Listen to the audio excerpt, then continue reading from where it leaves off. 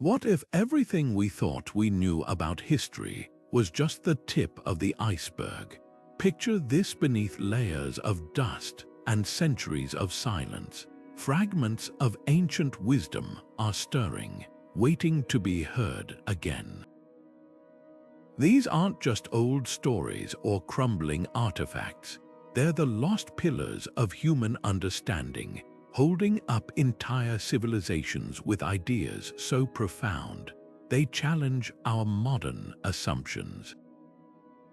Today, we're stepping into the shadows of the past to uncover the 22 lost pillars of ancient wisdom unearthed, each one a doorway to forgotten knowledge that could change how we see the world. Think about the last time you stumbled upon something unexpected, a note tucked in an old book, a family secret whispered generations later, that thrill of discovery. Multiply it by centuries, from temples buried by shifting sands to manuscripts hidden in caves. These pillars weren't just lost by accident. Some were guarded, others suppressed, but all of them carry truths that refuse to stay buried. Why? Because they speak to the very core of what it means to be human, our curiosity, our ingenuity, our relentless drive to make sense of the universe. And here's the fascinating part. These aren't relics locked in the past. They pulse with relevance today, offering solutions to problems we're still grappling with, from ethics to engineering, philosophy to medicine.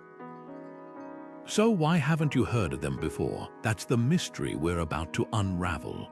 Over the next 22 revelations, we'll piece together a mosaic of wisdom scattered across time and space. Some pillars will shock you, like the advanced astronomical calculations etched into temple walls millennia before telescopes existed. Others will humble you, like the moral codes that predate modern laws yet feel eerily contemporary. And a few might even unsettle you, revealing how close we've come to rediscovering or repeating the breakthroughs of our ancestors. This isn't just a history lesson, it's a conversation across time. And by the end, you'll see the past not as a distant land, but as a mirror reflecting questions we're still asking today. Ready to begin? Let's dig deeper. The flames that consumed the Library of Alexandria didn't just burn parchment, they erased voices.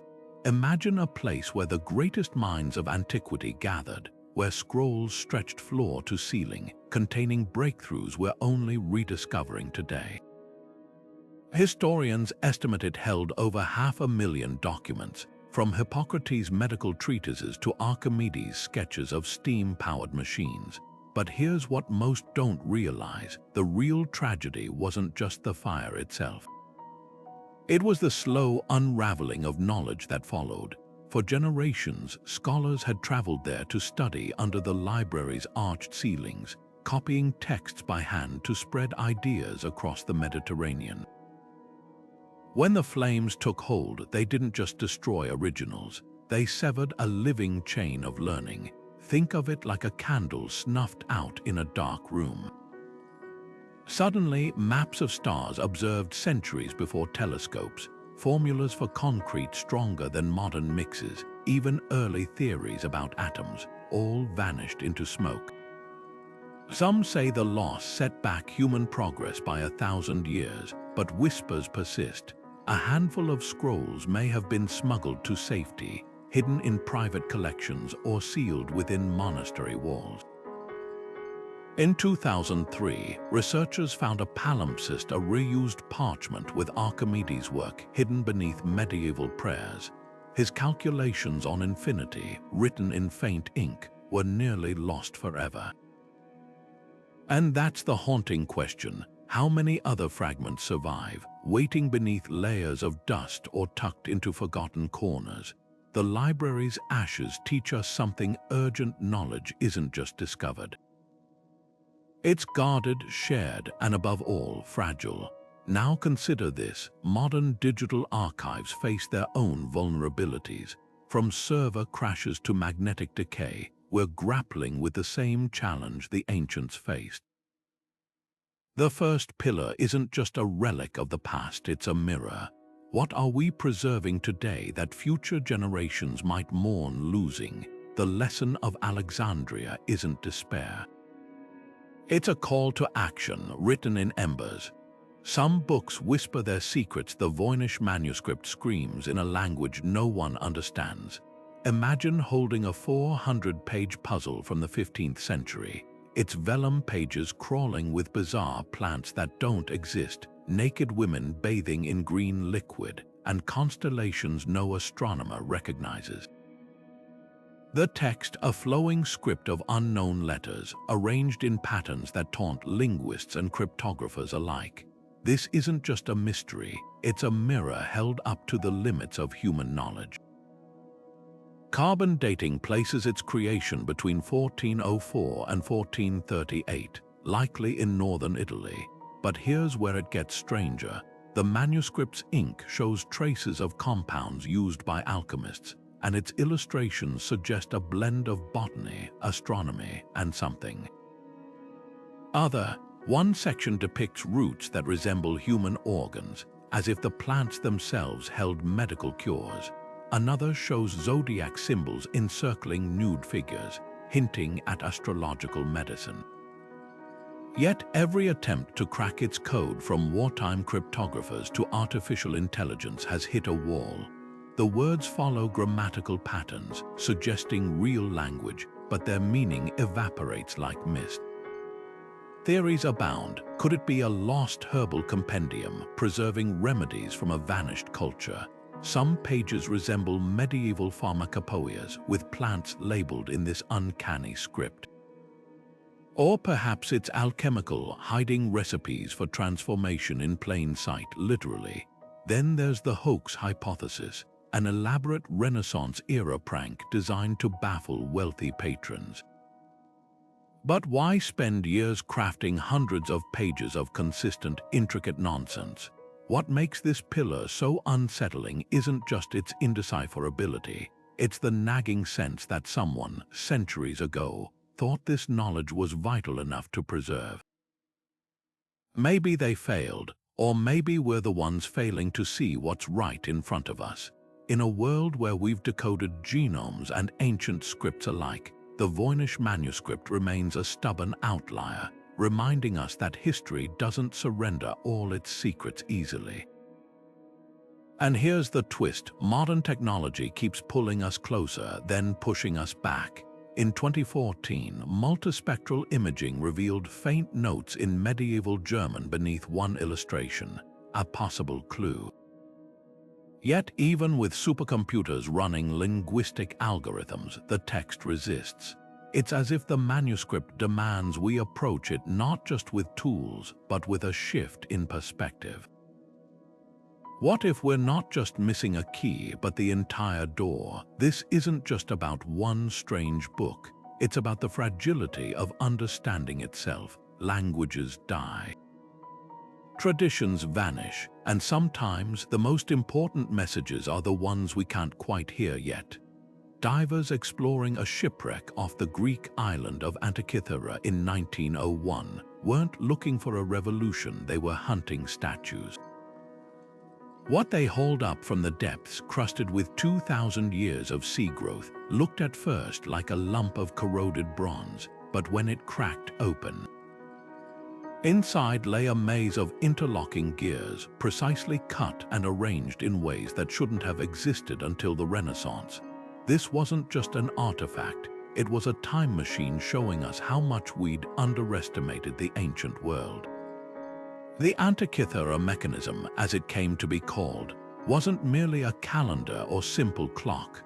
Modern CT scans reveal it was a celestial computer, capable of predicting solar eclipses down to the hour, tracking the 4-year cycle of Olympic Games, and modeling the irregular orbit of the Moon with a level of accuracy Europe wouldn't match for another 1,500 years.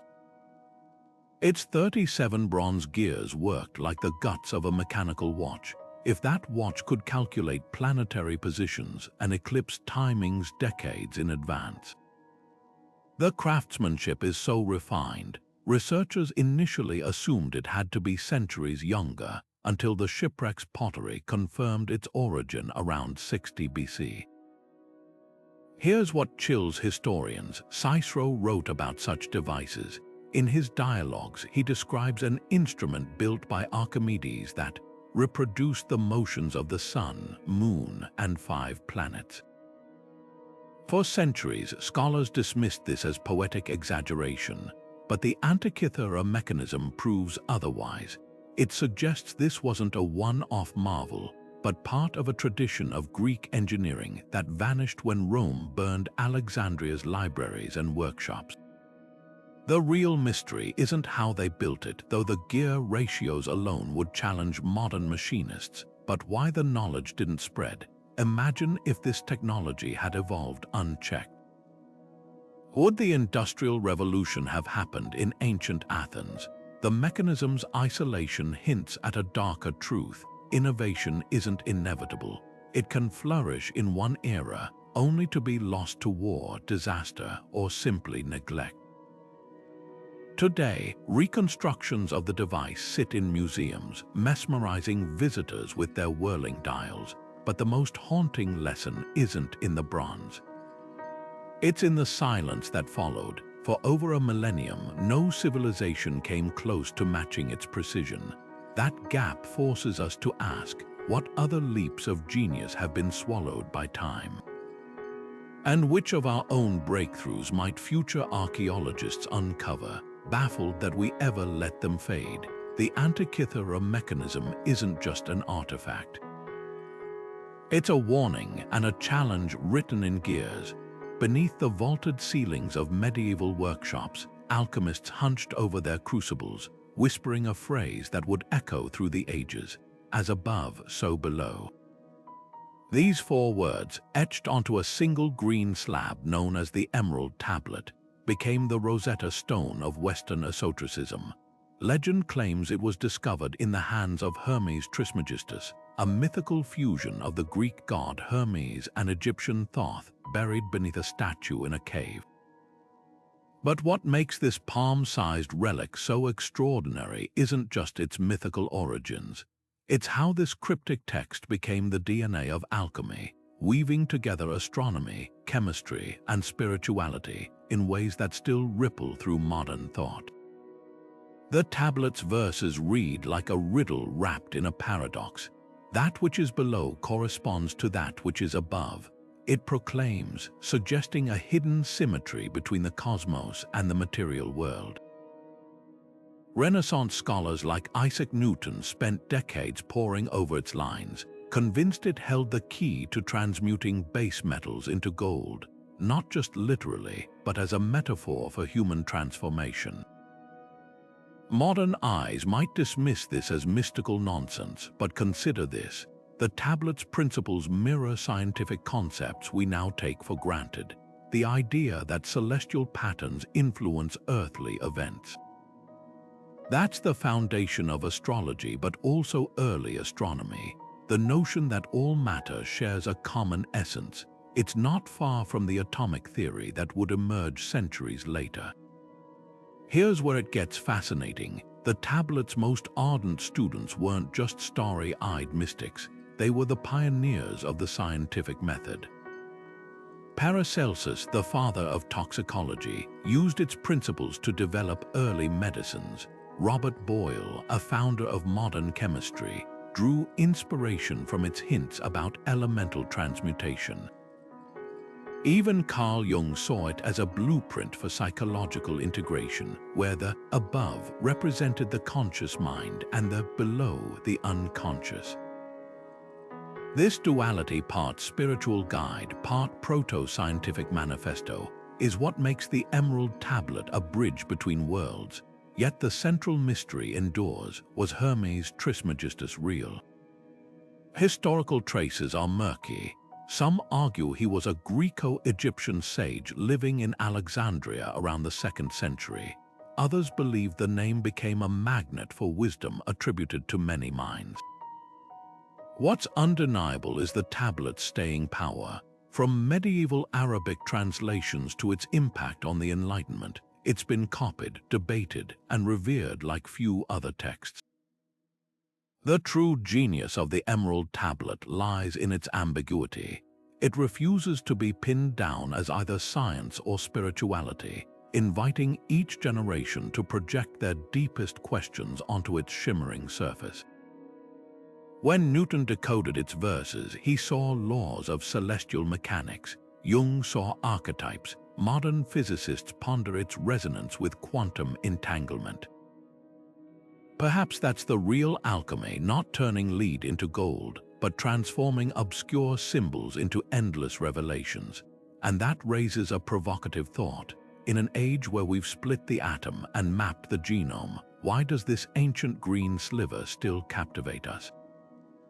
Maybe because it whispers something we've never stopped yearning to hear, that the universe isn't just a machine but a mirror. From the air, Peru's Nazca Desert becomes a colossal chalkboard. Stretching across nearly 200 square miles, hundreds of precise lines carve through the rust-colored earth, forming spirals, trapezoids, and staggering depictions of creatures: a hummingbird with wings outstretched, a spider with unnervingly accurate legs, even a figure nicknamed the astronaut with wide, owl-like eyes. These aren't mere scratches in the dirt. Some lines run straight as arrows for miles, unfazed by hills or valleys. Others curve with geometric perfection, their scale so vast you could walk them for hours without grasping their shape.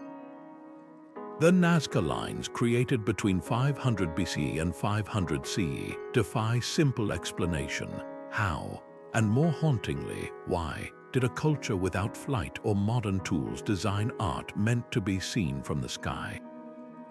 Archaeologists have pieced together the how. The Nazca people scraped away the desert's dark topsoil, revealing lighter clay beneath. Windless conditions and minimal rainfall preserved their work for centuries. But the why remains a labyrinth of theories. Some researchers argue the lines were celestial maps, aligning with solstices or constellations. The spider, for instance, may mirror the Orion constellation, sacred to many Andean cultures. Others see ritual pathways where processions followed the lines during ceremonies, their footsteps activating some spiritual connection. Then there's the extraterrestrial hypothesis, that the lines were landing strips or signals for otherworldly visitors. But here's what often gets overlooked. The Nazca themselves left no written records. Their intentions are a silent echo, leaving us to decode their purpose through scattered clues. What makes these geoglyphs truly unsettling isn't just their scale or precision.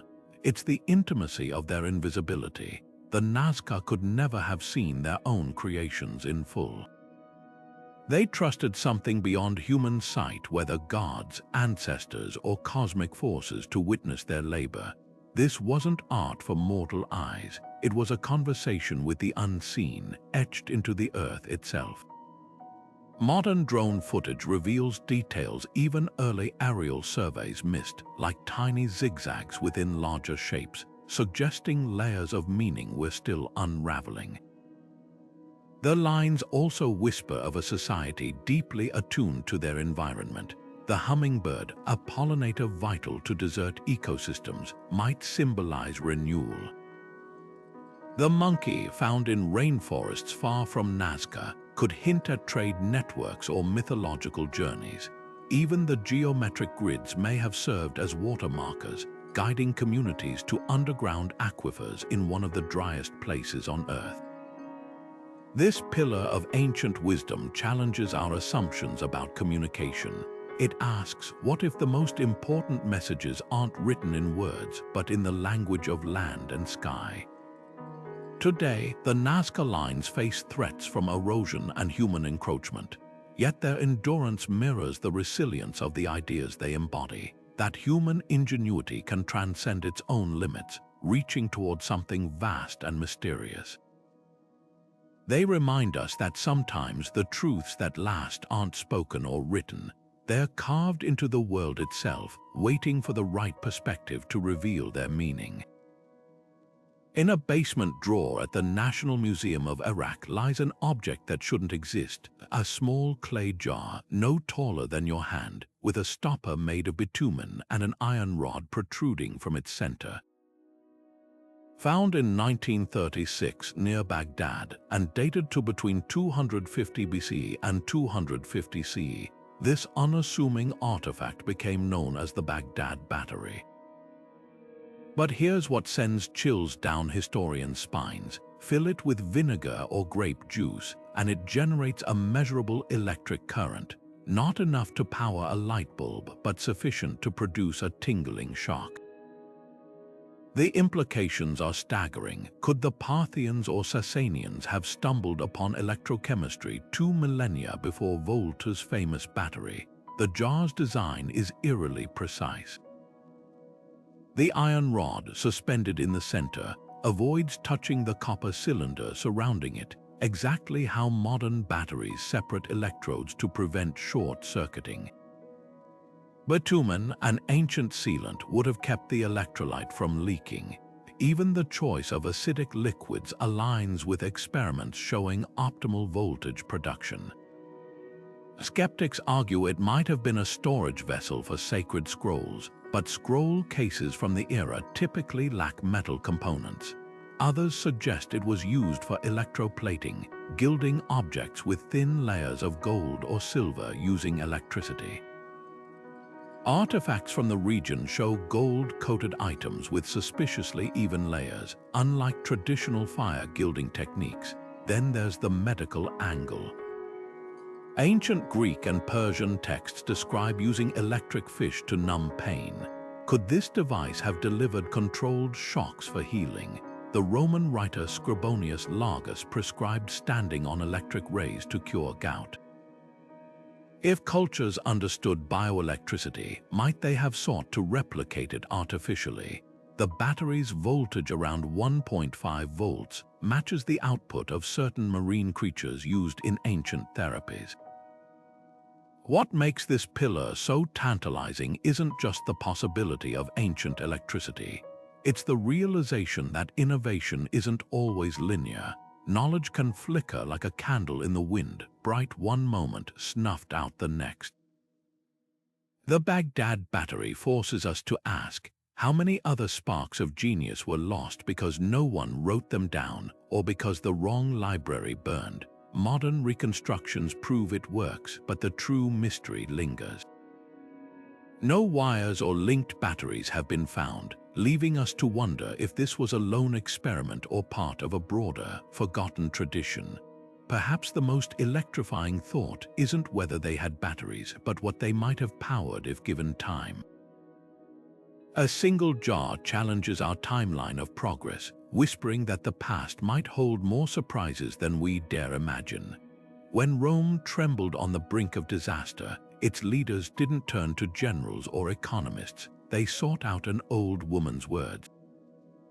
The Sibylline books, a collection of prophecies purchased from a mysterious prophetess in the 6th century BCE, became the empire's secret weapon against uncertainty. Housed in the Temple of Jupiter, these scrolls were Rome's oracle, consulted only when plague, invasion, or civil unrest threatened to unravel the Republic. But what makes these lost texts so extraordinary isn't just their prophetic power.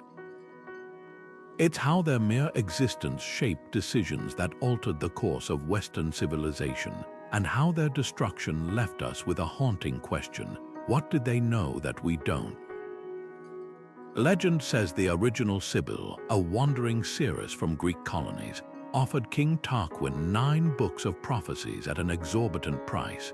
When he refused, she burned 3 and offered the remaining 6 at the same cost. He declined again. She burned 3 more. Finally, the shaken king purchased the last 3 at the original price. Whether this tale is truth or metaphor, it captures the book's perceived value, incomplete yet priceless, like fragments of a map to destiny. Over centuries, priestly custodians expanded the collection, interpreting cryptic verses that supposedly predicted everything from Hannibal's invasion to the rise of Christianity. The book's influence was astonishingly practical. When pestilence struck in 433 BCE, the verses prescribed erecting a temple to Apollo. The plague lifted shortly after. Another prophecy advised importing the cult of Cybele from Anatolia to ward off Carthage armies. These weren't vague horoscopes, they were tactical advisories wrapped in divine authority. Yet the most chilling accounts suggest the scrolls contained visions of Rome's eventual fall, including cryptic references to the seventh king and fire from the sky. Some scholars argue these passages fueled Emperor Augustus's paranoia, prompting his drastic reforms to restore the Republic while secretly laying foundations for imperial rule.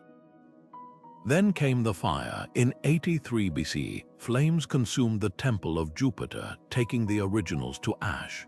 A frantic effort reconstructed fragments from scattered copies and oral traditions, but the revived collection lacked its predecessor's mystique. By the time Christian emperors ordered the books burned in the 4th century, their power had already faded, yet echoes lingered. Early Christian writers, keen to position their faith as Rome's spiritual successor, claimed the Sibyl had foreseen Christ's birth, a verse later immortalized in Michelangelo's Sistine Chapel frescoes. What makes this pillar so resonant today isn't just the mystery of its contents. It's the realization that every society has its Sibylline books, data models, climate projections, even AI forecasts, tools we use to stare into the fog of time. The Romans treated their prophecies with a mix of reverence and pragmatism, understanding that foresight isn't about certainty but preparedness. In an age where algorithms predict our tastes and movements, we're not so different from those ancient priests, scanning digital scrolls for clues to navigate an uncertain future. The Sibylline books remind us the true power of prophecy isn't in being right, but in being ready, and perhaps that's why their loss still stings. Without them, we'll never know if Rome's choices averted doom or sealed it, or whether those crumbling scrolls held warnings we're still failing to heed. Deep in the temple complex of Dendera, Egypt, a series of stone reliefs have ignited a debate that crackles with controversy. Carved into the walls of the crypts, these intricate images show what appear to be giant, elongated bulbs, each with a coiled serpent inside, tethered to a box by a slender cord. To some, they're unmistakable, ancient light bulbs, proof that the Egyptians harnessed electricity thousands of years before Edison. To others, they're purely symbolic, depicting the spiritual journey of the sun god Ra through the underworld. But what if both interpretations hold a sliver of truth? Mainstream Egyptologists point to the hieroglyphs surrounding the carvings, which describe the sun disk and the birth of the god in the lotus flower. The serpent, they argue, represents the divine energy of creation, not a literal filament. The bulb shape mirrors the ceramic containers used to hold sacred oils or incense. Yet here's where it gets intriguing. The temple's underground chambers where these carvings are found show no soot marks, unusual for a space where torches or oil lamps would have burned. Could there have been another light source? The Dendera light theory gained traction in the 20th century when engineers noticed the carving's uncanny resemblance to Crookes tubes, early experimental light bulbs. The serpent's wavy line mirrors the behavior of electrified plasma in a vacuum tube. The cord resembles an insulated cable, and the box could be a power source, perhaps even a primitive battery like the Baghdad artifact. Proponents argue that the temple's priests guarded advanced knowledge, using electroluminescence for dramatic rituals or even surgical procedures. Ancient texts speak of hidden fire and divine radiance, terms that take on new meaning through this lens. But the skeptics raise valid questions. If the Egyptians had electric light, why is there no surviving hardware or wiring? Why don't other temples show similar technology? The answer might lie in the nature of secrecy. The Dendera crypts were accessible only to high priests, suggesting this knowledge, if it existed, was tightly controlled. Alternatively, the carvings could be metaphorical blueprints, representing spiritual enlightenment as tangible light. After all, the temple was dedicated to Hathor, goddess of joy and illumination, both literal and symbolic. Modern experiments add fuel to the mystery. Replicas built based on the carvings, using period-appropriate materials like copper and citric acid electrolytes, have produced a faint glow. Not enough to light a room, but enough to suggest the principle was within reach. Meanwhile, the temple's alignment with celestial events hints at a deeper understanding of energy, both cosmic and earthly. Perhaps the most compelling thought isn't whether the carvings depict light bulbs, but what they reveal about how ancient minds conceptualized power. The boundary between science and spirituality was porous in antiquity. A priest lighting a lamp might have seen no distinction between the flame's physical glow and its symbolic resonance. The Dendera carvings challenge us to expand our definitions of technology, to consider that innovation isn't just about circuits and wires, but about the ideas that flicker to life in the human imagination. And that's the real spark here. Whether the Egyptians had electricity or simply envisioned it, these carvings prove one thing: the ancient world was far more electrifying than we've been taught. Towering over medieval manuscripts like a behemoth from another age, the Codex Gigas isn't just a book, it's a confrontation. Weighing as much as a full-grown deer and stretching nearly 3 feet tall, this leather-bound colossus contains the complete Vulgate Bible, historical chronicles, medical texts, and even exorcism formulas. But what steals the breath away is the haunting full-page portrait of the devil himself, grinning from parchment as if he'd slipped into the margins and claimed the book as his own. Legend says it was penned in a single night by a doomed monk named Herman the Recluse, who made a pact with supernatural forces to save his own life. The truth, far stranger than fiction. The monastery of Podlages in Bohemia, where the Codex was likely created around the 13th century, was no stranger to hardship. Isolated and impoverished, its monks struggled to preserve knowledge in an era when books were priceless treasures. Herman's alleged crime: breaking his monastic vows. Facing execution by being walled alive, he supposedly bargained with dark forces to produce a masterpiece that would redeem him. The eerie consistency of the ink and handwriting across all 640 pages fuels this myth. Could one man really have written it alone? Modern analysis suggests otherwise. The work likely took decades, with multiple scribes contributing. Yet the legend persists because it speaks to something primal, the terror of forbidden knowledge and the lengths we'll go to possess it.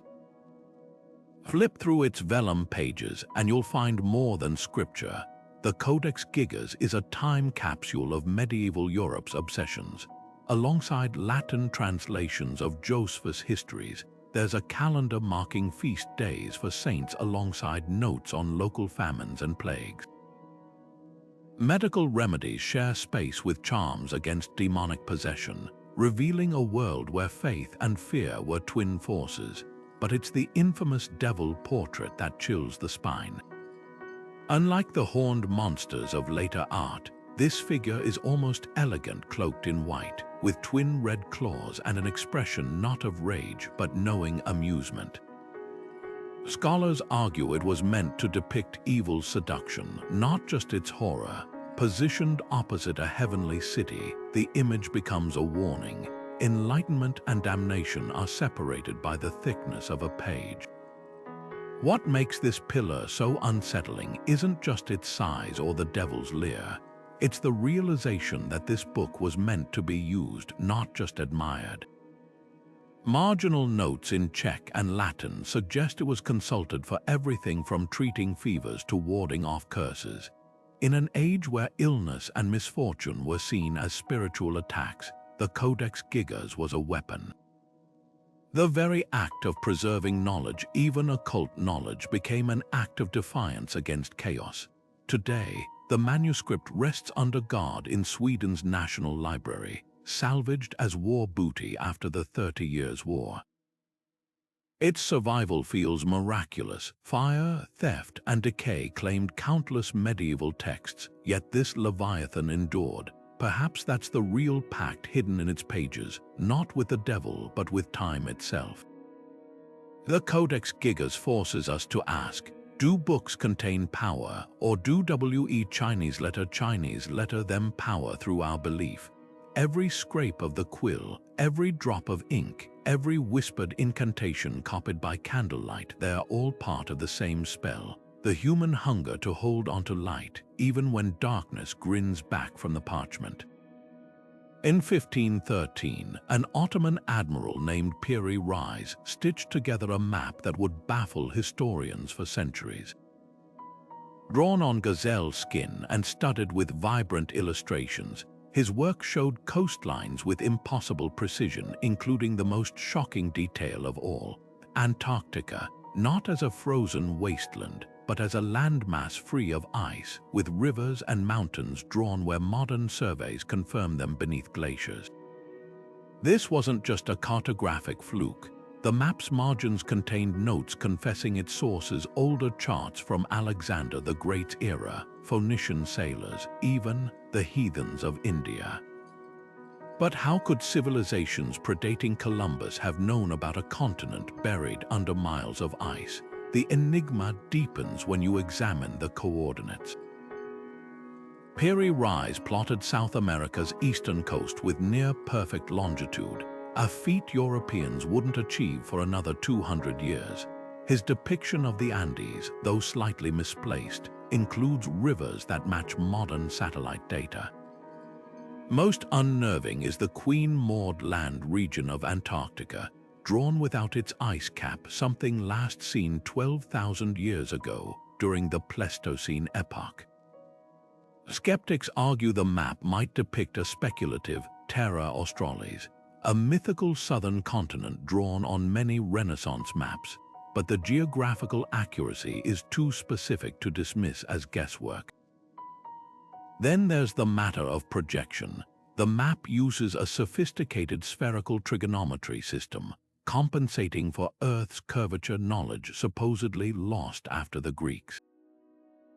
Piri Reis himself wrote that he'd consulted 20 older charts and 8 world maps, some dating back to the Library of Alexandria. This suggests his work wasn't an isolated masterpiece, but a fragment of a vast, vanished tradition of exploration. Portuguese sailors spoke of encountering Arab navigators using star stones to locate land in fog. Could ancient mariners have circumnavigated the globe long before Magellan, their records lost to time or deliberately suppressed? Modern attempts to debunk the map often circle back to the same question. If advanced cartography existed, where's the evidence? The answer might lie in the fragility of knowledge. Sea charts were state secrets, guarded as fiercely as gold. Vasco da Gama's pilots were ordered to throw their logs overboard after voyages. The Ottoman Empire, inheritor of Byzantine and Arab maritime law, hoarded maps like treasure. Piri Reis's own fate hints at this secrecy. He was executed in 1553, possibly for sharing classified navigational data. What makes this pillar so vital isn't just the map's anomalies. It's the realization that history's dark ages might have been brighter than we think. The Piri Reis Map forces us to confront uncomfortable gaps in our timeline, centuries when someone, somewhere, knew more than we've credited them for.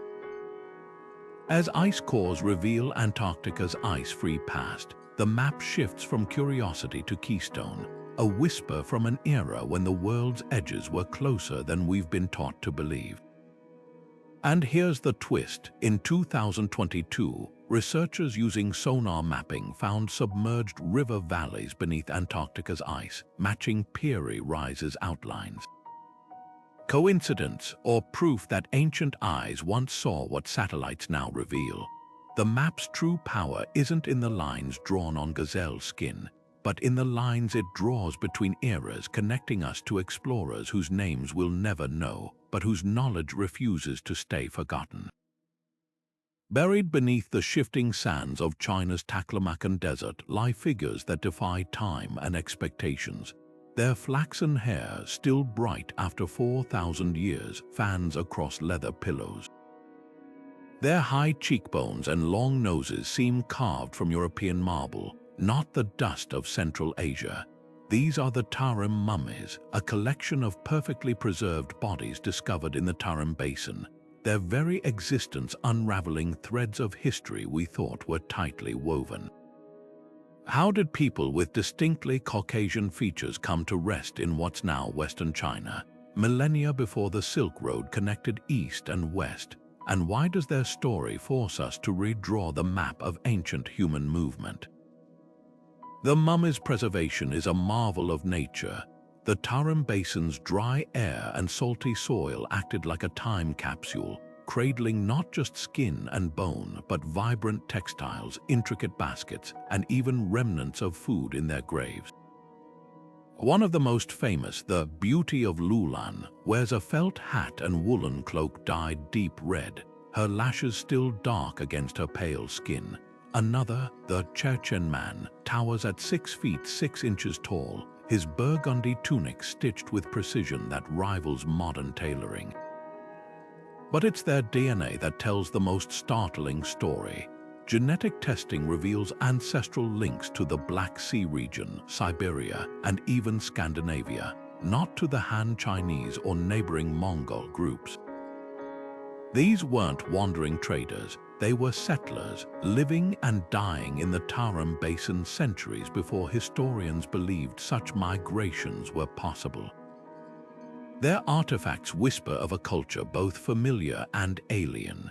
Felted wool garments point to nomadic roots, while millet grains in their stomachs suggest farming practices borrowed from local communities. Some mummies rest in boat-shaped coffins, a burial custom unseen elsewhere in the region but hauntingly reminiscent of Viking funerals. Then there's the cheese, yes, cheese found on their bodies, the oldest known in the world.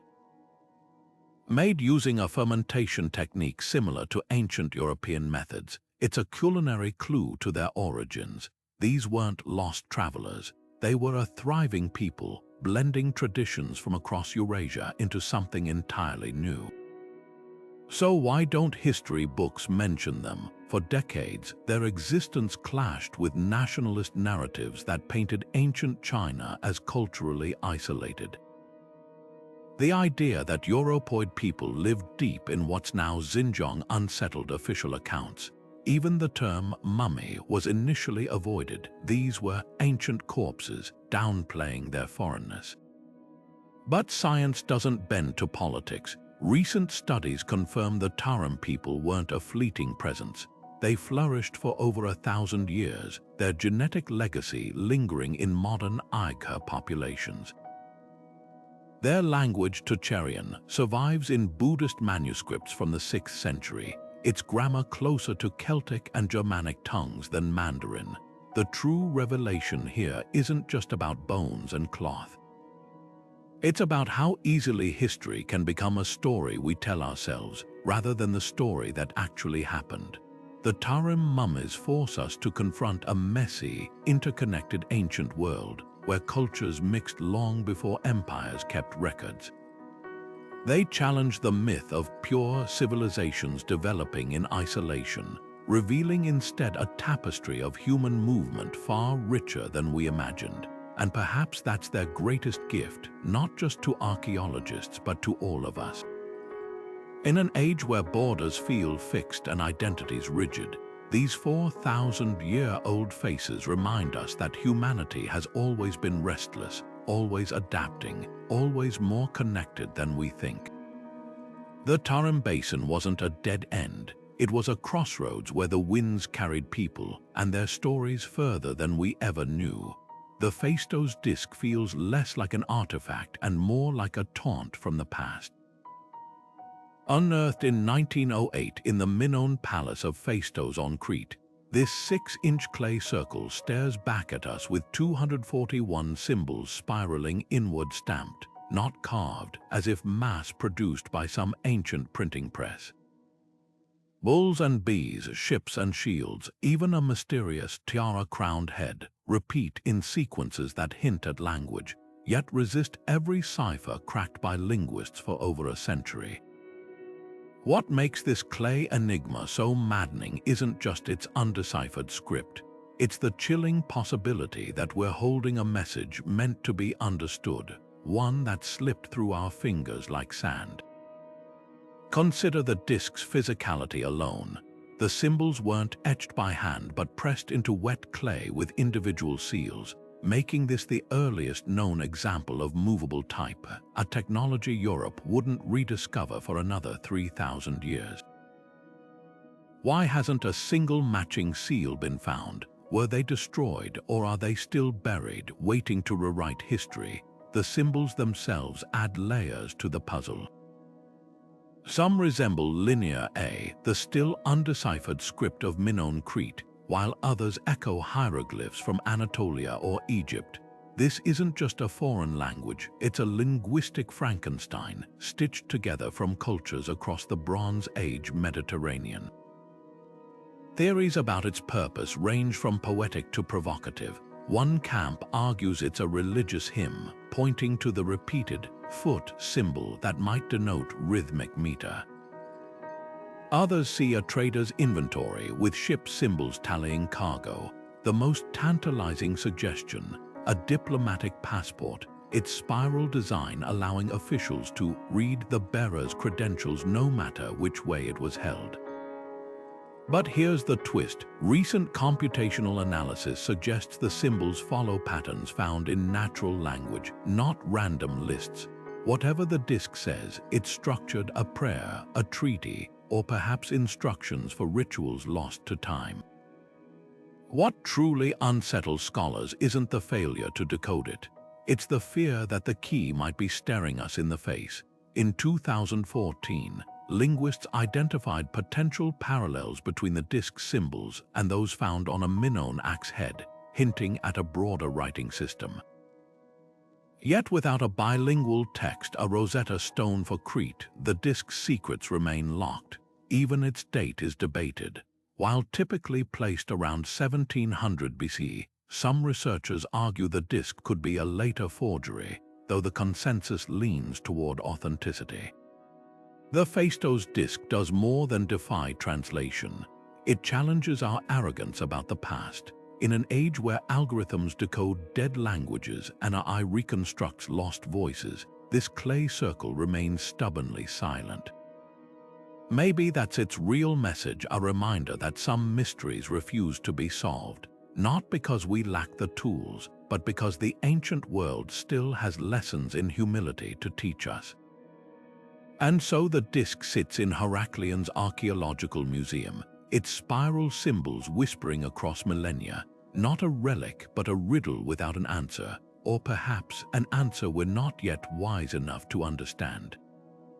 High in the mountains of China's Bayan-Ha Range, a discovery in 1938 sent shockwaves through archaeology, or at least that's how the story goes.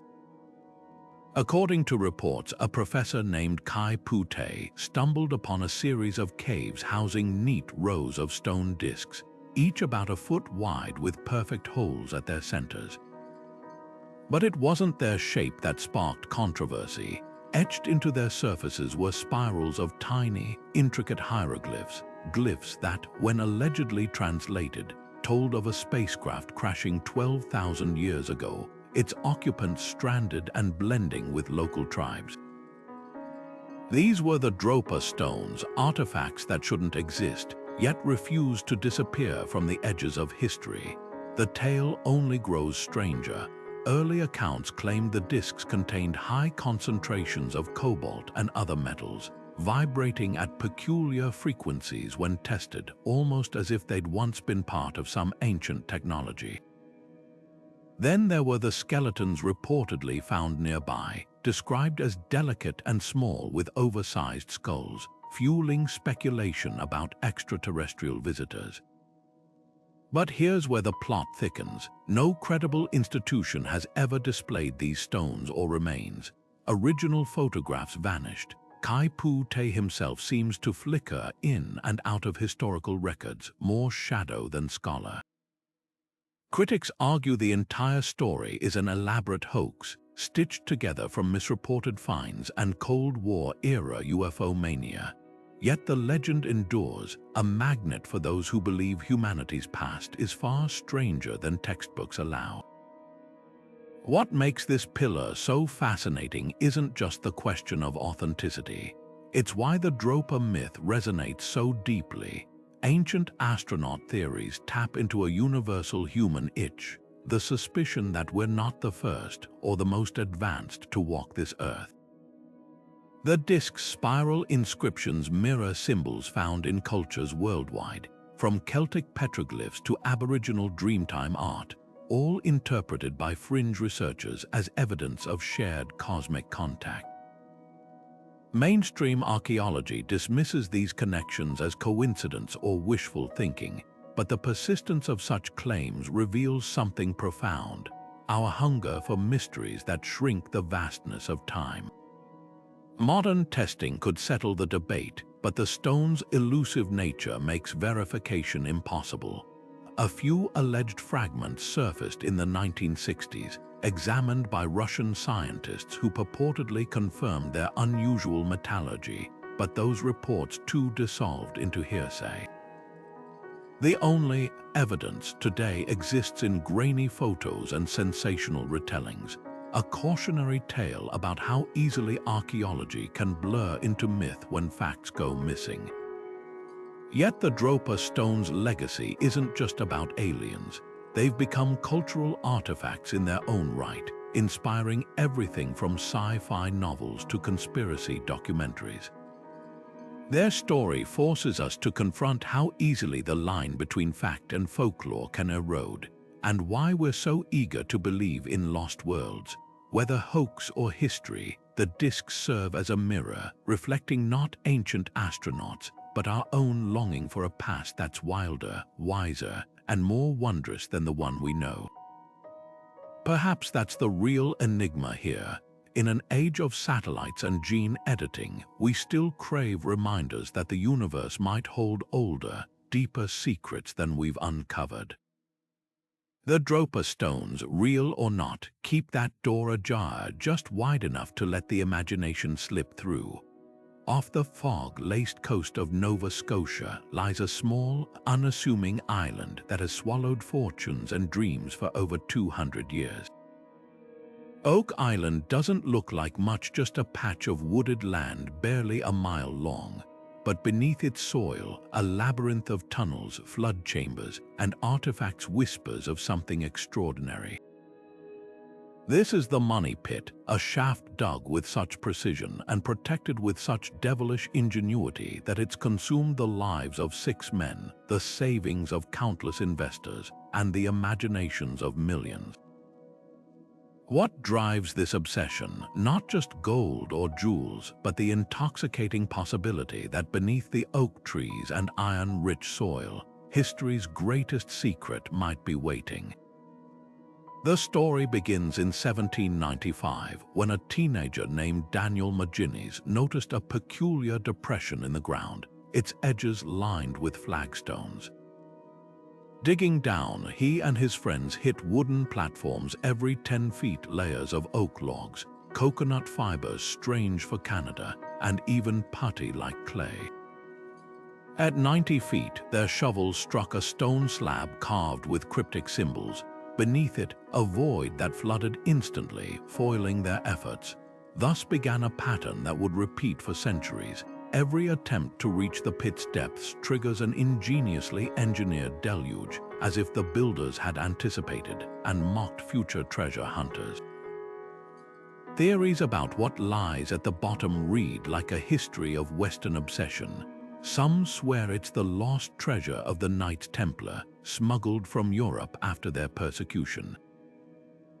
Others point to Marie Antoinette's missing jewels or even the original manuscripts of Shakespeare, rumored to prove Francis Bacon penned the plays, the most tantalizing clue. A scrap of parchment pulled from the pit in 1897, bearing the letters Roman 6 in ink, possibly a fragment of a longer document. Modern sonar scans reveal caverns and metal objects deep underground, but the island guards its secrets with waterlogged defiance. What makes Oak Island more than just a treasure hunt is its psychological grip. The pit isn't just a hole, it's a mirror. For early excavators, it represented colonial ambition, the belief that the New World could rival Europe's riches. For Victorian investors, it became a capitalist fever dream where perseverance would conquer nature's puzzles. Today, it's a reality TV spectacle, blending modern technology with age-old greed. The real revelation here isn't about gold. It's about how a simple hole in the ground can become a cultural obsession, reflecting whatever we value most at a given moment in history. And perhaps that's the true treasure. Every generation projects its own fantasies onto Oak Island, from pirate loot to holy relics. The money pit endures not because of what's buried there, but because of what it buries in us, the unshakable belief that just beyond our grasp, just a little deeper, lies the answer to all our questions. The island's last laugh, that the hunt itself might be the real prize, a 200-year-old lesson in the seduction of the unsolved. In the quiet farmlands of Zhejiang Province, China, lies an underground mystery that defies both time and explanation. The Longyu Caves stretch beneath the earth like a buried cathedral, their cavernous halls carved with such precision that they seem to whisper of a forgotten civilization's ambition. Discovered in 1992 by a curious villager draining a local pond, these 24 man-made grottos cover over 30,000 square meters, each chamber supported by towering pillars and adorned with chisel marks so uniform they look machine-made. But here's what chills archaeologists. This subterranean masterpiece dates back at least 2,000 years, to a time when simple iron tools were considered advanced technology. Who could have orchestrated such a feat, and why would they bury it beneath the earth? Step inside one of these caves and the scale overwhelms. Ceilings soar to nearly 100 feet, their surfaces etched with parallel grooves that curve in perfect symmetry. The walls meet at razor-sharp 60-degree angles, as if plotted by architects with protractors. Even more baffling, not a single historical text, pottery shard, or tool has been found within them. It's as if the builders vanished, taking their secrets with them. Local legends speak of emperors hiding treasures or ancient armies concealing barracks, but the caves show no signs of habitation, no soot from torches, no carvings, no debris. Just silence and stone. Theories about their purpose spiral as wildly as the cave's own corridors. Some scholars argue they were quarries, citing the sheer volume of removed rock, roughly 1 million cubic meters, enough to build 10 great pyramids of Giza. Yet no nearby structures match the limestone's composition. Others propose they were ceremonial spaces, perhaps linked to the lost Yu civilization, known for their water worship. The pillars' arrangement mirrors the rhythmic patterns of waves, and the cave's water-resistant clay floors suggest deliberate engineering against flooding. Then there's the acoustics. Certain chambers amplify whispers into echoes so clear they might have been designed for rituals or oracles. Modern technology only deepens the riddle. Laser scans reveal that the caves align with celestial events, their entrances positioned to catch solstice sunlight. The chisel marks, when analyzed, suggest teams of workers followed a master plan with mathematical precision, yet no diagrams or blueprints survive. Even the logistics boggle the mind. How did they illuminate such depths? How did they coordinate without written records? And most haunting of all, why go to such lengths only to abandon the project without a trace? The Longyu caves resist easy answers, and perhaps that's their gift. In an age where we pride ourselves on unraveling the past, they stand as a humbling reminder that some marvels refuse to be catalogued. Their true purpose might remain locked in the stone, but their legacy is clear. Humanity's drive to carve meaning from the earth is as old as time itself. And sometimes the most profound messages aren't written in ink or parchment, they're hewn into the very bones of the world, waiting for us to listen. High on the Bandiagara escarpment in Mali, the Dogon people have preserved a secret that shouldn't exist, a celestial map etched into their oral traditions for over 1,000 years. Their elders speak of Sirius, the brightest star in our sky, not as a single point of light, but as part of a triple star system. They describe its invisible companion, Sirius B, as impossibly dense and heavy, orbiting Sirius every 50 years. Here's the shock: modern telescopes only confirmed Sirius B's existence in 1862. It's a white dwarf so dim, you need advanced optics to see it.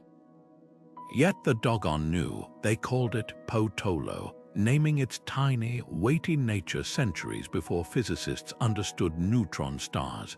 How the mystery deepens when you examine their astronomical lore.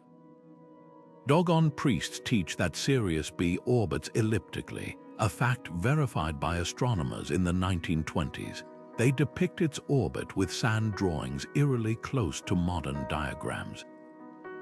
Even more startling, their legends mention a third star in the system, Emya, which scientists are still searching for. Some researchers argue this could refer to the hypothetical Sirius C, a controversial topic in astrophysics circles.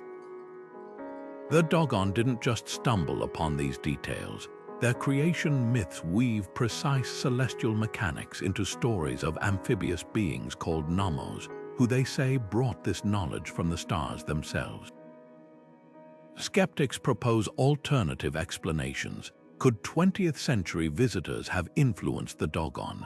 French anthropologist Marcel Graillot recorded their star lore in the 1930s, leading some to suggest contamination from Western science.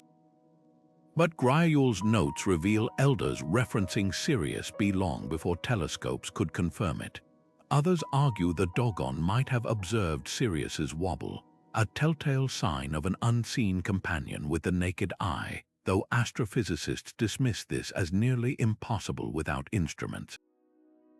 The tribe's own accounts reject coincidence. Their priests guard star maps carved into cave walls, showing Sirius's position over millennia, alongside rituals timed to its 50-year orbit. What makes this pillar so transformative isn't just the accuracy of Dogon astronomy. It's the challenge it poses to our assumptions about how knowledge travels and who gets to hold it. For centuries, Western academia dismissed indigenous cosmologies as myth. The Dogon force us to reconsider: what if oral traditions encode sophisticated observations lost to advanced cultures? Their understanding of Sirius B predates Isaac Newton's laws of motion by generations. Perhaps their ancestors learned it from another civilization: Phoenician traders, Egyptian priests, or, as their own stories suggest, visitors from beyond Earth. Or maybe they developed it independently through generations of unbroken sky watching. Modern astrophysics now grapples with questions the Dogon seemed to answer long ago. The James Webb Space Telescope's search for exoplanets mirrors their focus on multiple star systems. Their concept of Potolo as a small but heavy star aligns perfectly with our understanding of white dwarf stellar corpses so dense, a teaspoon of their material weighs tons. Even their descriptions of Nomos, described as fish-like teachers, find eerie parallels in theories about panspermia, the idea that life's building blocks arrived on Earth via comets or asteroids.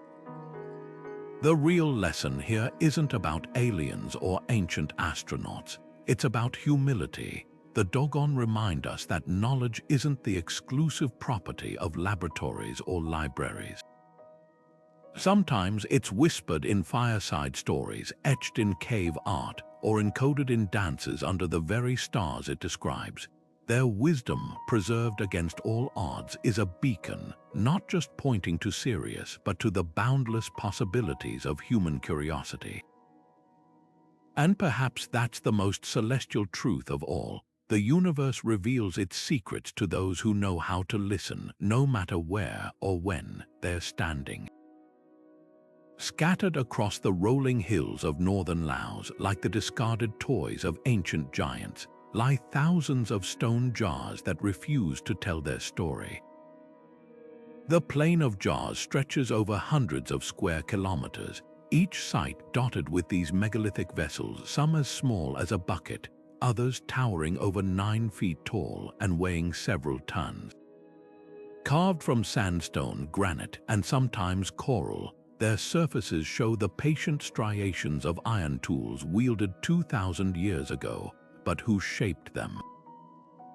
And why leave such a monumental puzzle in the quiet earth of Xinjiang province? Local legend whispers of a race of giants who once ruled this land, brewing rice wine in these stone containers to celebrate a great victory. Archaeologists offer more grounded theories, yet even their explanations feel tinged with mystery. The most widely accepted suggests these were funerary urns, holding cremated remains or exposed bodies as part of a sky burial tradition. Excavations have revealed human bones, burial goods, and ceramic fragments near the jars, supporting this somber purpose. But here's where the plot thickens. Not all jars contain remains, and some sit in clusters too dense for practical burial use. Alternative theories paint a livelier picture. Could they have been fermentation vats for brewing alcohol, their wide mouths sealed with bamboo covers to ferment rice or corn? The region's ethnic groups still practice similar traditions today, or perhaps they collected monsoon rainwater for traveling caravans along ancient trade routes, a theory bolstered by their placement near old pathways. The most haunting suggestion comes from bomb craters pockmarking the landscape, remnants of the Vietnam War's secret air campaigns. Some researchers believe the jar's original purpose became intertwined with wartime use, as villagers repurposed them for shelter or storage during conflict. What makes this pillar so profoundly moving isn't just the enigma of their creation. It's the layers of meaning they've gathered over centuries. The jars have watched empires rise and fall, surviving both reverence and war. Many bear scars from shrapnel, while others cradle wildflowers in their moss-lined interiors, nature slowly reclaiming what humans no longer understand. Modern efforts to preserve them must navigate not just erosion, but the lingering threat of unexploded ordnance buried in the soil, a stark reminder of how history's echoes shape the present. For visitors walking among these silent sentinels today, the experience borders on sacred. Morning mist clings to the jars like spectral veils, and the wind carries whispers of all we've forgotten. Unlike Egypt's pyramids or Stonehenge, these artifacts lack grand inscriptions or obvious alignments. Their power lies in their humility, ordinary stones transformed into vessels of meaning by hands we'll never know. The Plain of Jars doesn't just challenge archaeologists, it challenges our very need for answers. Sometimes the most enduring legacy isn't a solved mystery, but a question that keeps us wondering across millennia. And perhaps that's the jar's final gift, not closure, but connection to those who stood here long before us, staring at the same stars, pondering the same unfathomable depths of time. Beneath the towering columns of Rome's greatest temples, there's a whisper of something older, something unimaginably massive. In Lebanon's Bekaa Valley, the ruins of Baalbek stand as a monument to engineering that defies logic. Here, 3 stones known as the Trilithon rest at the base of the Temple of Jupiter, each weighing over 800 tons. That's heavier than 2 fully loaded Boeing 747 jets. But the real shock lies just a stone's throw away, where an even larger monolith nicknamed the Stone of the Pregnant Woman lies half buried in the earth. Tipping the scales at a staggering 1,650 tons, it's the largest carved block in human history, and the question isn't just how they moved it. It's why anyone would attempt such a feat in the first place. Roman architects credited these foundations to the gods, claiming only divine hands could lift such weight. Modern engineers aren't so sure. Even with today's cranes and hydraulics, moving the Stone of the Pregnant Woman would be a Herculean task. The block's quarry sits nearly a mile from the temple complex, with no clear path between them. Some researchers speculate the ancients used a system of wooden rollers, ropes, and counterweights, leveraging hundreds of workers in perfect coordination. Others point to the stone's uncanny precision. Their edges fit together so tightly, you can't slide a razor blade between them. This isn't just brute strength, it's geometry refined to an almost supernatural degree. Then there's the mystery of the quarry itself. The abandoned monolith still clings to bedrock, its underside partially detached in a way that suggests the builders used a technique called channeling, carving narrow trenches around the block before prying it loose with wooden wedges soaked in water to expand the cracks. But here's the catch: that method works best on softer stone like limestone. The Baalbek megaliths are granite, a rock so hard modern diamond-tipped saws groan under the effort. How did they manage it with bronze chisels and human sweat? Theories spiral into the realm of the speculative. Some argue the Romans inherited the site from an older civilization, perhaps the Phoenicians, who left no records of such technology.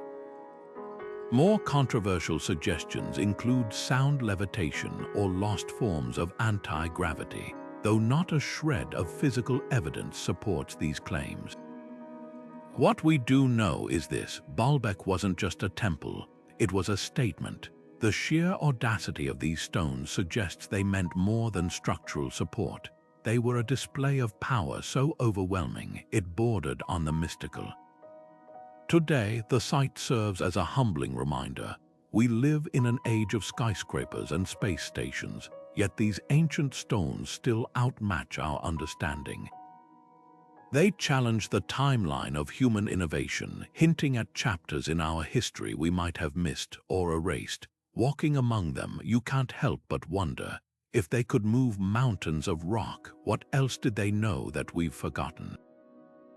The megaliths of Baalbek don't just rest in the earth. They weigh on the mind, daring us to solve a puzzle that stood for millennia.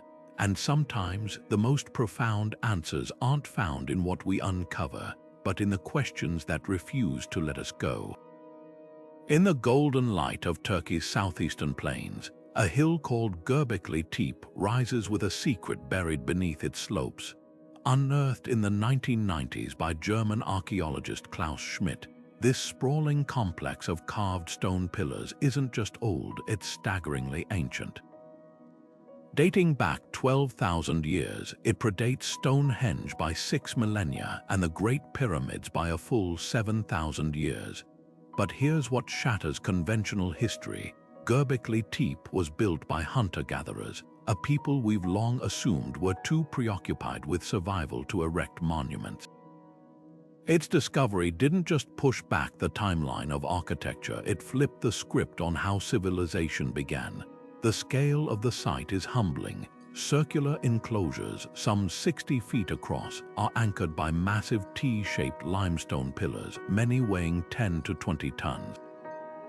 These aren't crude slabs, they're meticulously carved with bas-reliefs of animals, scorpions, foxes, and snarling lions so lifelike, they seem to writhe in the torchlight. One pillar bears a haunting depiction of a headless man with an erect phallus, flanked by vultures.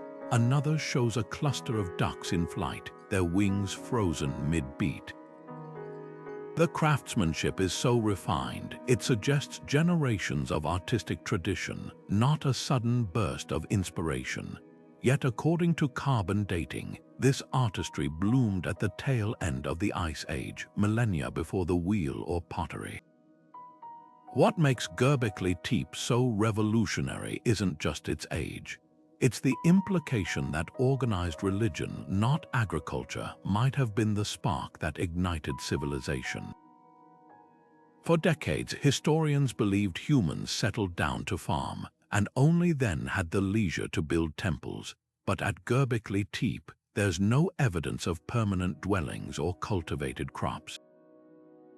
The bones found here come from wild game, not domesticated animals. This suggests nomadic bands traveled great distances to gather at this site, hauling stones and carving them in a collective act of worship. The temple came first. Farming, it seems, was an afterthought, a way to feed the crowds drawn by faith. Theories about its purpose swirl like dust devils across the plains. Some researchers see it as a funeral complex, pointing to the vulture carvings, which mirror later Neolithic sky burial practices where birds carried souls to the afterlife. Others interpret the animal symbols as a celestial map, with each creature representing a constellation. Then there's the eerie possibility that Göbekli Tepe was a response to trauma. Around the time of its construction, the Younger Dryas period plunged the planet into a sudden, brutal cold snap. Did these carvings, these towering stones, serve as a plea to the gods or a warning to future generations?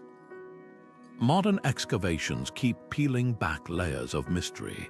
Ground-penetrating radar reveals at least 20 more enclosures still buried, hinting at a vast ritual landscape. Even more tantalizing are the tool marks. The pillars were shaped with flint implements, yet their surfaces show precision that would challenge modern masons. How did they achieve such symmetry without metal tools or measuring devices? And why, after centuries of use, was the site deliberately buried around 8000 BCE, each enclosure carefully backfilled with rubble? Some speculate it was a ritual act, a way to retire sacred space. Others wonder if the knowledge behind its construction was too dangerous to leave exposed.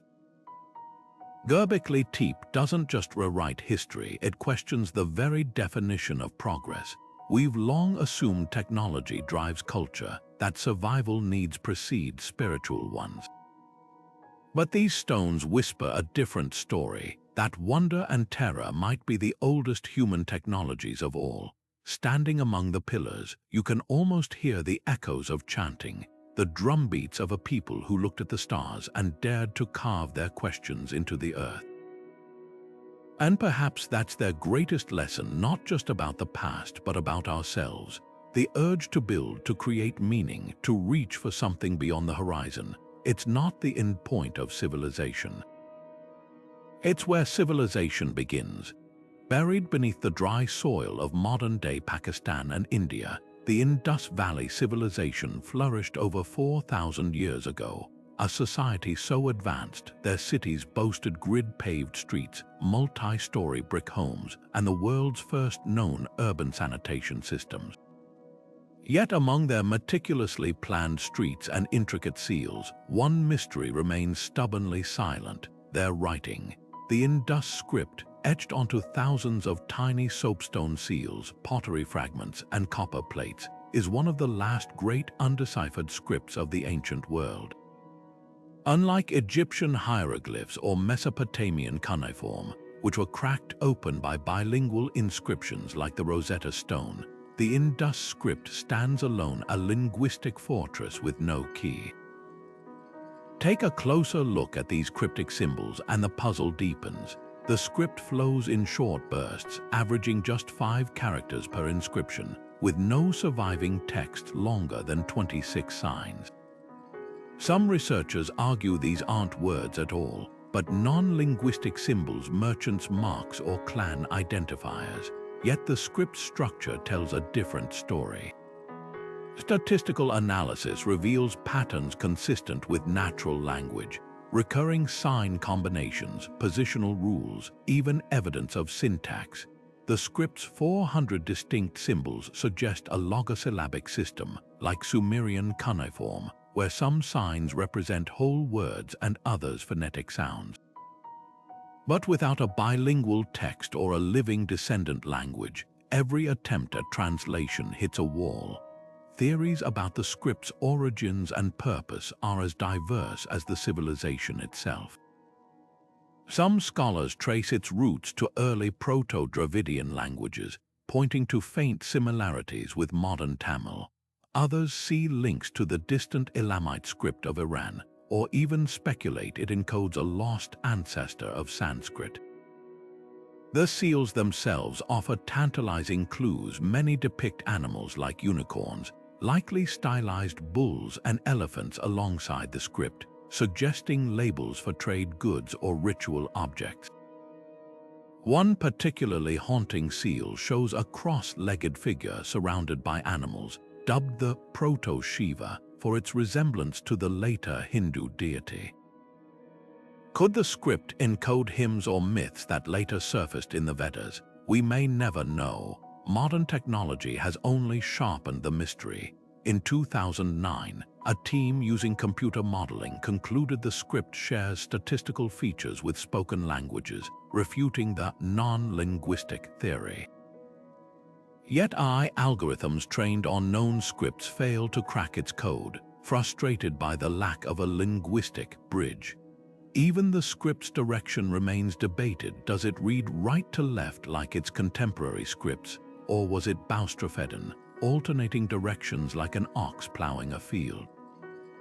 What makes this pillar so poignant isn't just the academic challenge, it's the human silence. The Indus people left us their weights and measures, their toys and jewelry, even their toothbrush grooves in chewed twigs.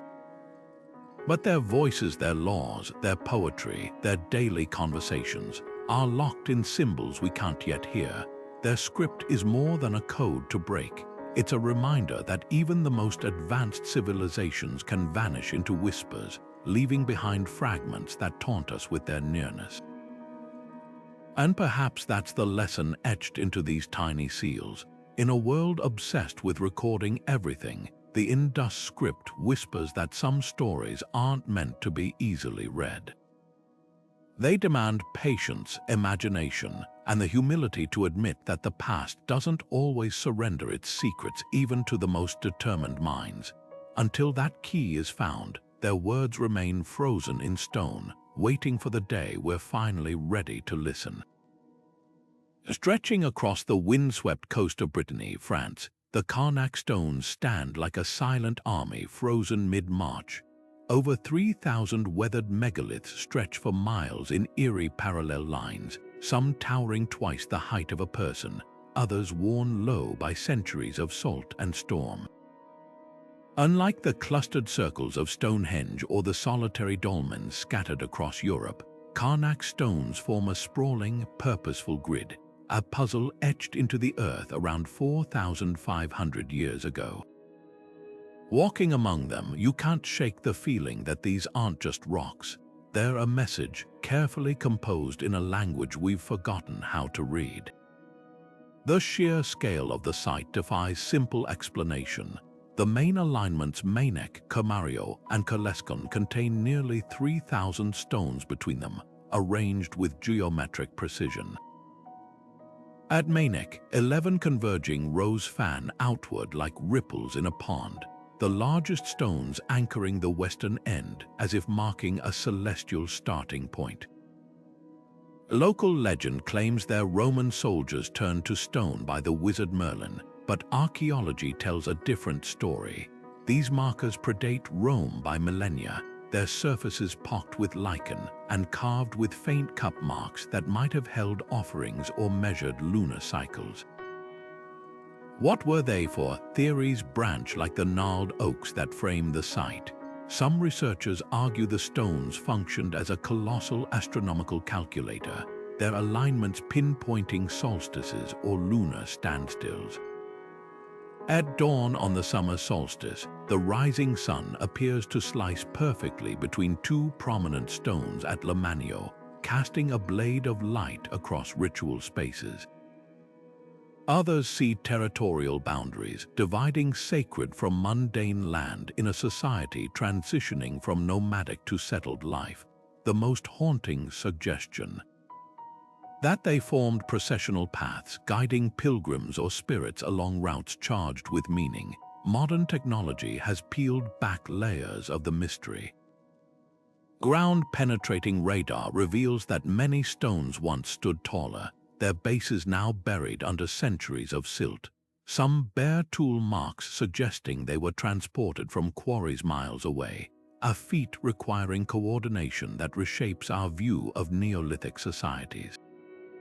Even more intriguing are the buried artifacts, pottery shards, flint tools, and charcoal deposits hinting at seasonal gatherings where fire and feast animated the stone's cold geometry.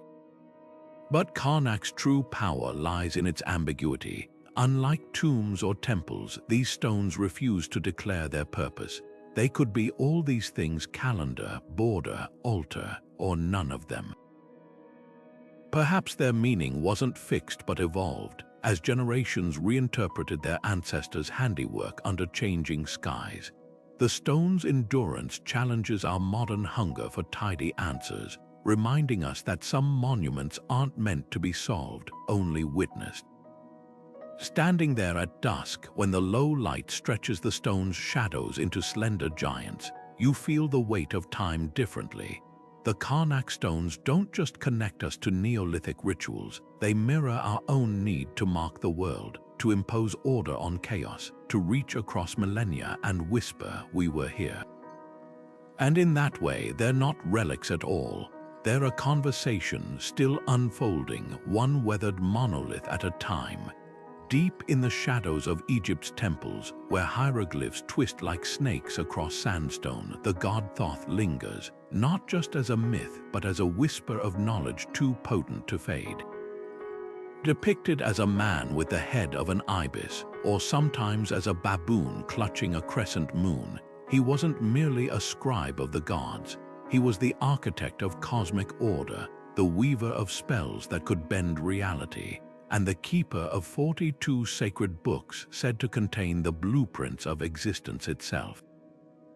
Legend claims these texts held everything from the true names of the gods to the art of animating statues, from celestial navigation to the secret of immortality.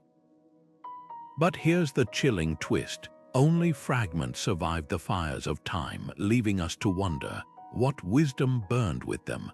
The few surviving references to Thoth's lost library read like a catalogue of forbidden sciences. The Greco-Egyptian alchemists of Alexandria spoke of his emerald tablet, a single page of cryptic verse that became the foundation of Western alchemy. Papyrus scraps from the Temple of Horus at Edfu describe rituals to open the mouth of statues, breathing life into stone, a eerie parallel to modern robotics.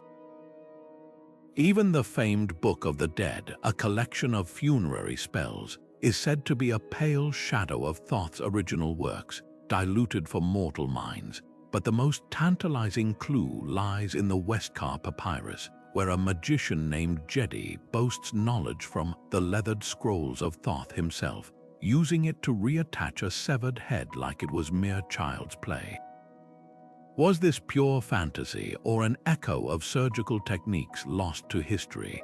The quest to reconstruct Thoth's legacy has consumed scholars for millennia. Medieval Arab historians like Al-Makrizi wrote of hidden chambers beneath the Great Pyramid, rumored to hold his texts. Renaissance occultists like John Dee scoured Europe for surviving copies, convinced they held the keys to angelic communication. Even Nikola Tesla, centuries later, reportedly studied Egyptian metaphysics, searching for clues to wireless energy in Thoth's symbols. This isn't just about rediscovering ancient magic, it's about confronting the idea that some knowledge might have been deliberately kept secret. The Egyptian priesthood guarded Thoth's teachings with lethal secrecy, reserving them for initiates who proved worthy. Could this explain why the most advanced techniques, whether in medicine, astronomy, or engineering, appear fully formed in early records with no traces of gradual development? Modern archaeologists tread carefully around Thoth's myth. While no intact library has been found, tantalizing fragments surface in unexpected places. A cache of Greco-Egyptian spells called the Greek magical papyri references Thoth's formulas for invisibility and divination. The Dendera temple's zodiac ceiling, a stunning celestial map, hints at astronomical insights that rival Ptolemy's. And then there's the curious case of the Baghdad Battery. Could Thoth's celestial fire have been more literal than we imagined? The line between sacred metaphor and lost technology blurs when you consider how many miracles of the ancient world might have been grounded in rigorous, albeit forgotten, science. What makes this pillar so vital isn't just the allure of hidden knowledge. It's the humbling realization that civilizations rise and fall, taking their greatest discoveries with them. Thoth's legacy challenges our arrogance, the assumption that progress only moves forward. Perhaps some truths aren't lost because they were primitive, but because they were too potent for their time. As we piece together shards of his wisdom from tomb walls and crumbling scrolls, we're not just reconstructing the past, we're relearning how much we still have left to discover. And in that way, Thoth's greatest lesson might be this: the pursuit of knowledge isn't just about finding answers, it's about remembering how to ask the right questions. From the ashes of Alexandria to the silent stones of Karnak, these 22 pillars remind us that history isn't a straight line, it's a spiral where the past keeps circling back to surprise us. Each discovery shatters the illusion that we've mapped the boundaries of human ingenuity. Just when we think we understand the ancient world, a new artifact emerges, whispering secrets that rewrite entire chapters of our story. The real magic lies not in the answers we've found, but in the questions that still hover at the edges of our knowledge, tantalizing and just out of reach. Think about how these fragments connect across time and space: the Dogon stargazers mirroring modern astronomy, the Indus Valley's untranslated script echoing our own digital codes, the Antikythera Mechanism proving that complexity isn't exclusive to our era. These aren't isolated curiosities, they're breadcrumbs leading us toward a startling truth. Civilization's greatest innovations might not be inventions, but rediscoveries. What if progress isn't about moving forward, but remembering what we once knew? The thrill of these mysteries isn't just in solving them, it's in the hunt itself. Every time a farmer's plow uncovers a buried city, or satellite imagery reveals lost pyramids beneath the sand, we're reminded that the Earth is still a treasure chest, and we've only lifted the lid. Who's to say what still lies hidden in jungle-covered ruins, sealed caves, or even plain sight, disguised as myth? The Voynich Manuscript could be tomorrow's Rosetta Stone. The Plain of Jars might suddenly give up its purpose with one lucky find. History isn't done speaking. Here's where you come in. These puzzles don't belong to archaeologists alone. They're invitations to anyone willing to look closer. Maybe you'll be the one to notice a pattern in Karnak's stones that others missed, or spot a clue in Thoth's fragmented texts that cracks the code. The comment section below isn't just a space for reactions, it's a modern-day agora where ideas collide and theories take shape. Share your wildest hypotheses, your personal connections to these mysteries, or even local legends from your own corner of the world that deserve the spotlight. And if today's journey through forgotten wisdom left you craving more, don't let the adventure end here. Subscribe and hit that bell. Our next exploration will plunge into even deeper waters, uncovering lost cities beneath the waves and vanished cultures that left only whispers. Because the past isn't some static exhibit behind glass. It's alive, shifting, and still full of voices waiting to be heard. The greatest discovery isn't buried in the dirt. It's realizing how much wonder still lies ahead.